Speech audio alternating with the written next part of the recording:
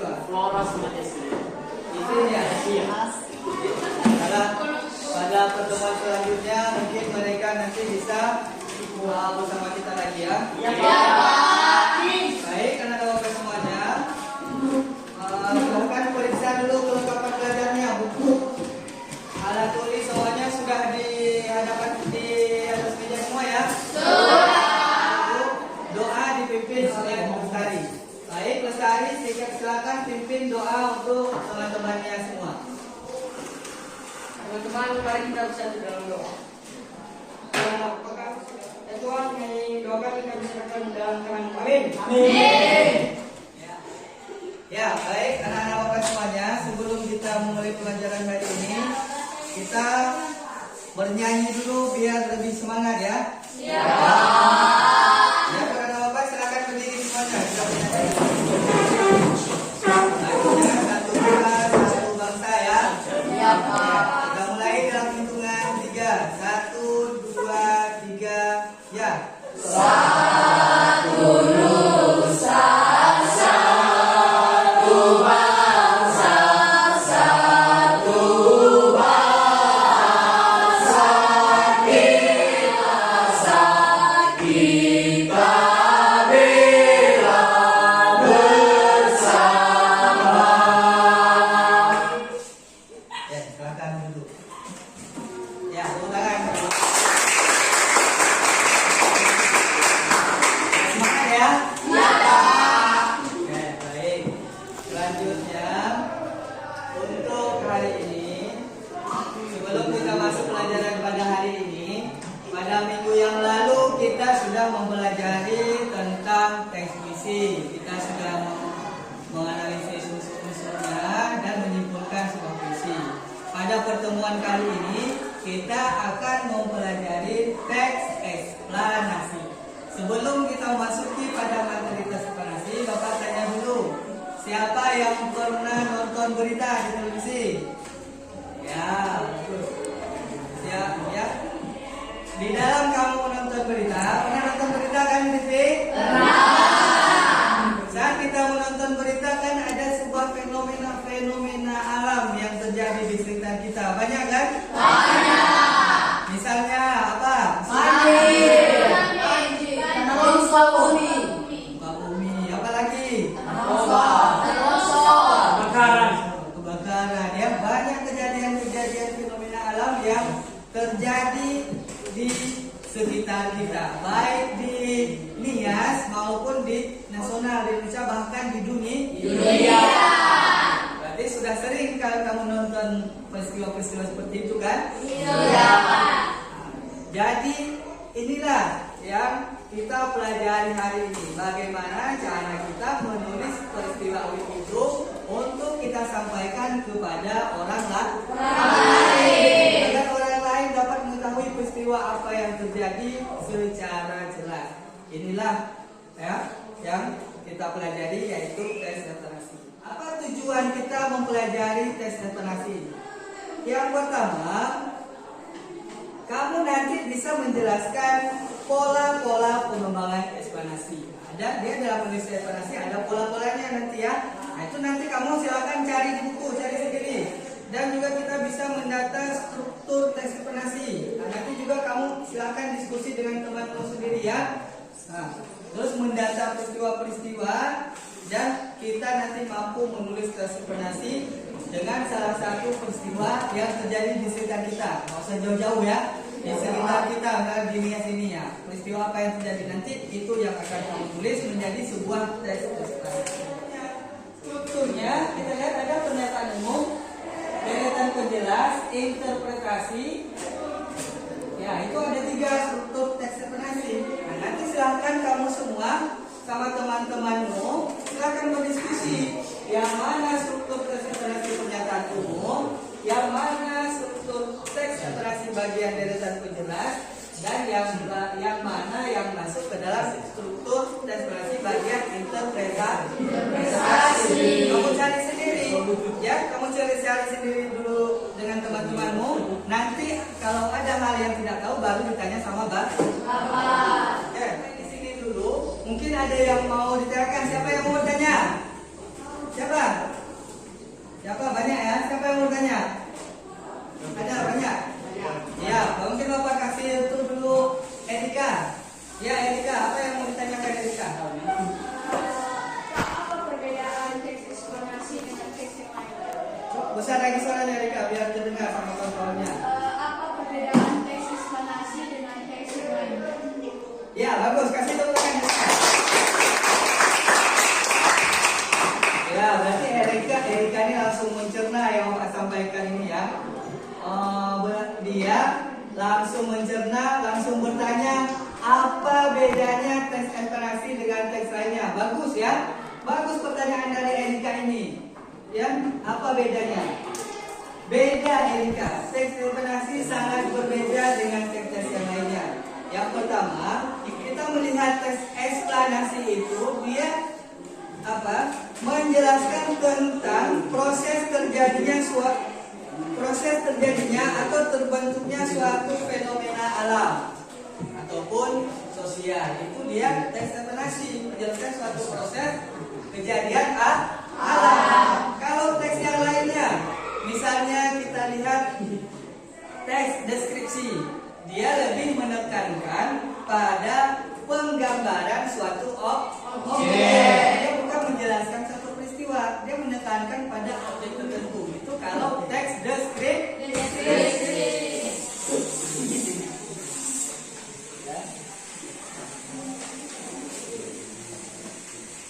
Tadi mana?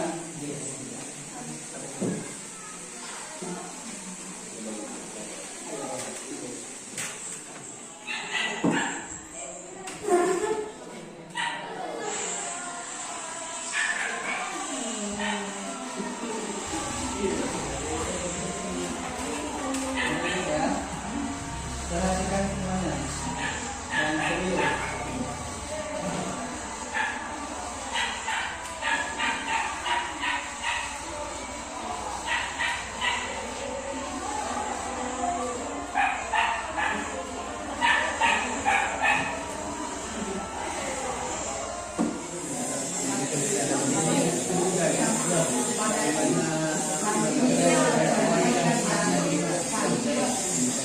Iya, saat presentasi nanti ya. Menurut kami yang masuk pendidikan umum adalah ini.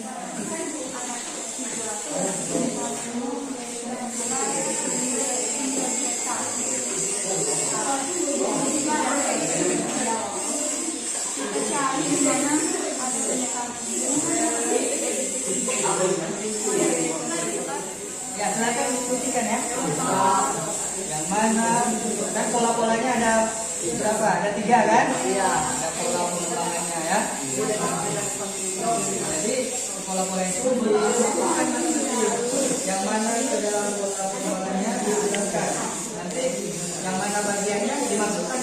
Tugasnya di LKPD kalau sudah dikerjakan kita presentasi.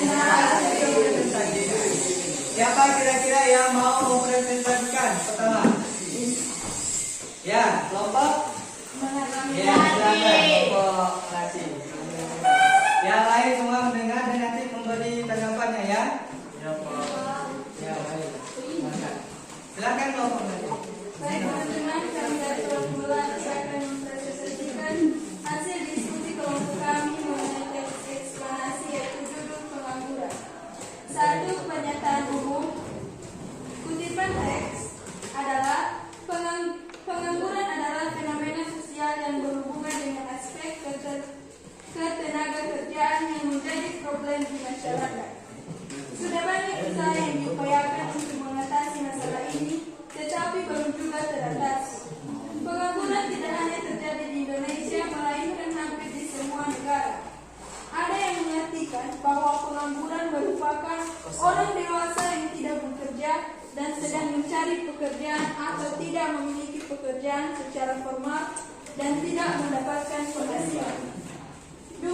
Struktur teks eksplanasi mengenai deretan penjelas. Kutipan teks. Badan Pusat Statistik atau BPS memberikan definisi tentang pengangguran yaitu orang-orang yang bekerja kurang dari 1 jam setiap minggu. Salah satu faktor dasar yang menjadi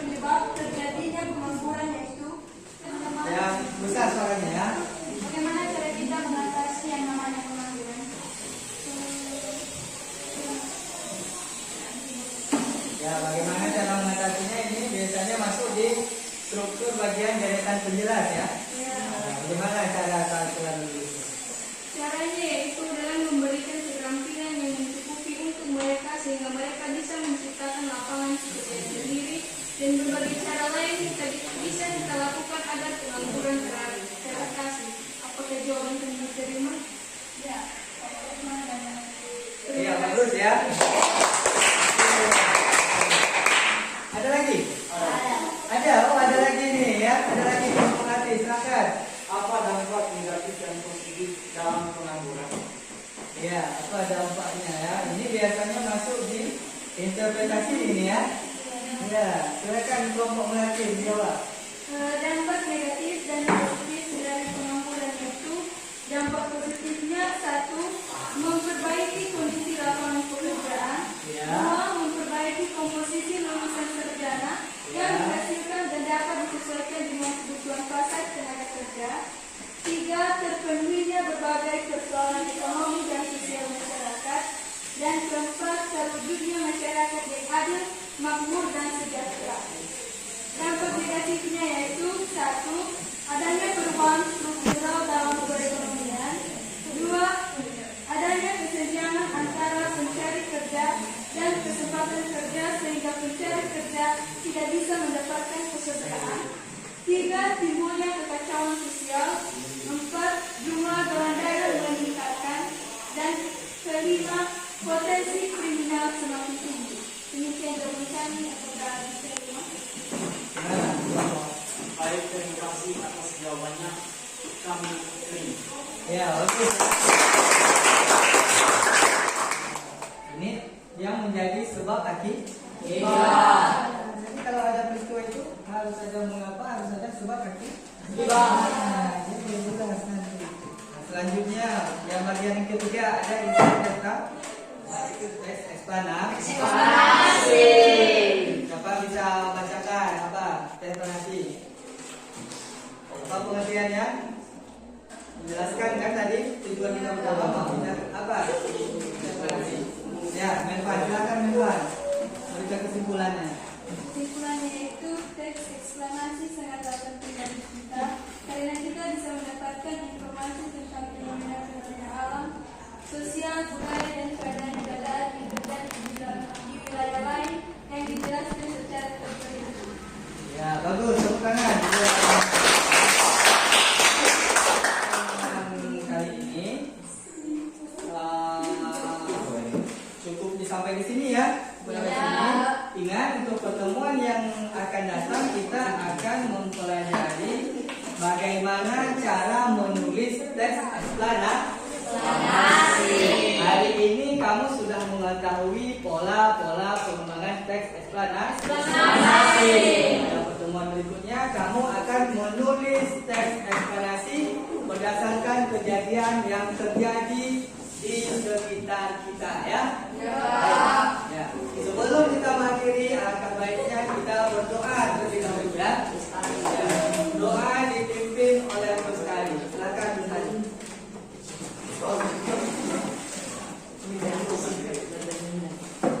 Teman-teman, mari kita bersatu dalam doa.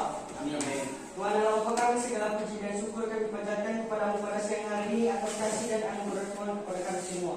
Ya Tuhan, Engkau telah menolong segala aktivitas kami hingga lancar. Ya Tuhan, hanya ingin doa kami serahkan dalam tangan-Mu. Amin. Baik, kalau pada semuanya hari ini pelajaran kita cukupkan sampai di sini. Jangan lupa jaga kesehatan.